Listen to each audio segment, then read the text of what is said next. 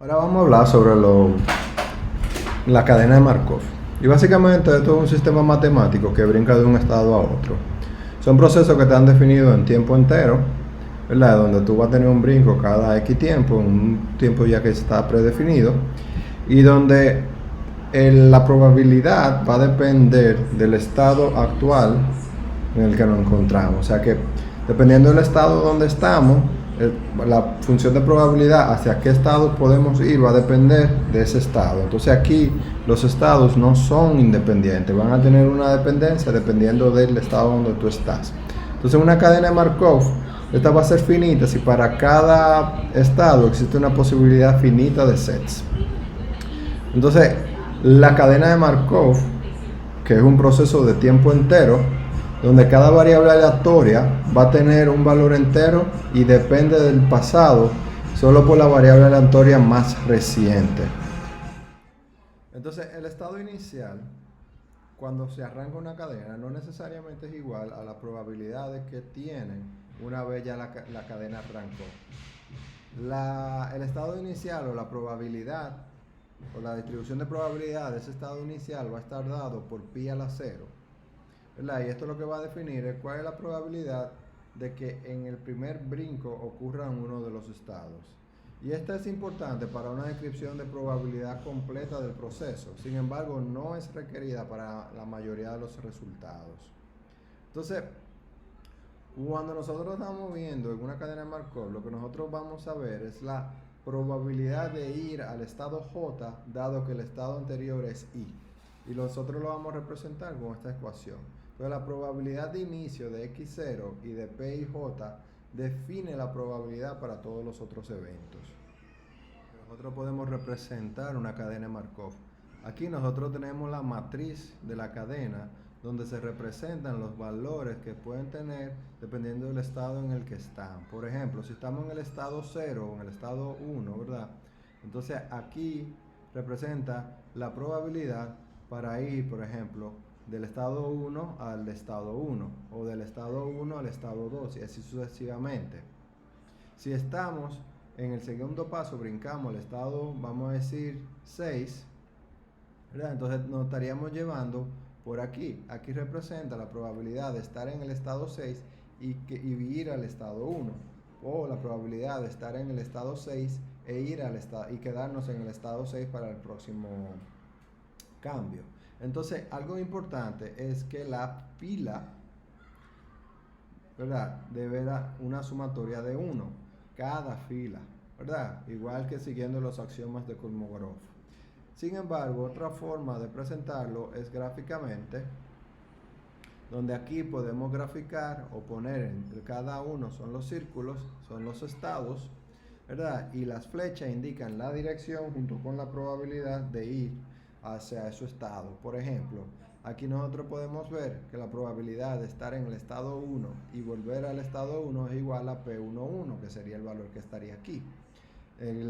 Con relación al estado 5, por ejemplo, aquí vemos que no hay una conexión al estado 1, por lo tanto sabemos que la probabilidad 5,1 es 0, ¿verdad? Entonces, podemos llevar desde esta gráfica hacia esta matriz o viceversa, ¿verdad? Entendiendo cuáles son las probabilidades y llevándonos de cómo las señales indican hacia dónde, de qué estado. Por ejemplo, aquí podemos ver que tanto del estado 2 podemos ir al 3 o del estado 3 podemos ir al 2. Sin embargo, del estado 2 no hay una conexión directa al estado 5, por lo que ya entendemos que esa probabilidad sería 0. Depende del estado en el que tú estás, ¿verdad? Entonces todo va a depender de cómo cambia dependiendo del estado, como vimos en la matriz anterior. Entonces, el pi 0 siempre va a ser el inicio de la cadena y cuál es su comportamiento. Y este pi 0 solamente va a ocurrir en el momento que arrancamos la cadena, ¿verdad? Entonces, para saber la distribución de probabilidad en un tiempo determinado, ¿verdad? Entonces, lo que nosotros podemos ver es, por ejemplo, para el tiempo n, siempre va a estar dado por el tiempo anterior, ¿verdad? Entonces, por ejemplo, para pi1 va a estar dado la multiplicación de p, que sería la matriz que vimos anterior, con el pi0, que sería la distribución en el tiempo 0. Y para el pi2, ¿verdad? Entonces sería pi1 por p, que sería igual a pi0 por p al cuadrado. Por lo que en un tiempo n podemos determinar la distribución de probabilidad de eso multiplicando pi sub 0 por pi a la n. Entonces, cuando hablamos, por ejemplo, de ir de un estado al otro, podemos definir cuáles estados están accesibles desde un estado anterior dependiendo si hay una probabilidad. Entonces, si se puede ir del estado I al estado J, eso significa que J está accesible desde I. Por lo tanto, existe una probabilidad IJ que es mayor que 0. Entonces, I y J se comunican si son accesibles uno con el otro. Eso significa que existe una probabilidad diferente de 0 tanto para PIJ como para PJI. Entonces, dos estados pertenecen a una misma clase si estos se comunican. Aquí podemos ver una gráfica de cómo se ve cuando se comunican. Por ejemplo, en la gráfica mostrada, el estado 1 y 2 pertenecen a la misma clase porque se comunican. Lo mismo pasa con la clase 3 y 4 o la clase 6 y 7. Sin embargo, si nosotros lo vemos como una clase 6, 7, 8 y otra clase como tenemos lo que son los estados recurrentes. En el mismo ejemplo, los estados 6, 7 y 8 forman una clase recurrente, dado que una vez se llega a uno de esos puntos, ya el sistema se queda en 6, 7, 8 y no vuelve a salir de esa clase. Entonces, a eso nosotros llamamos una clase recurrente. Entonces, viendo el siguiente ejemplo, nosotros aquí podemos ver que tenemos 7 estados, ¿verdad? Y podemos ver que una vez llegamos a la clase 5, 6, 7, en este ejemplo, ya no se vuelve a salir y se mantiene en esa clase ya. Y a eso nosotros llamamos lo que es un estado de absorción.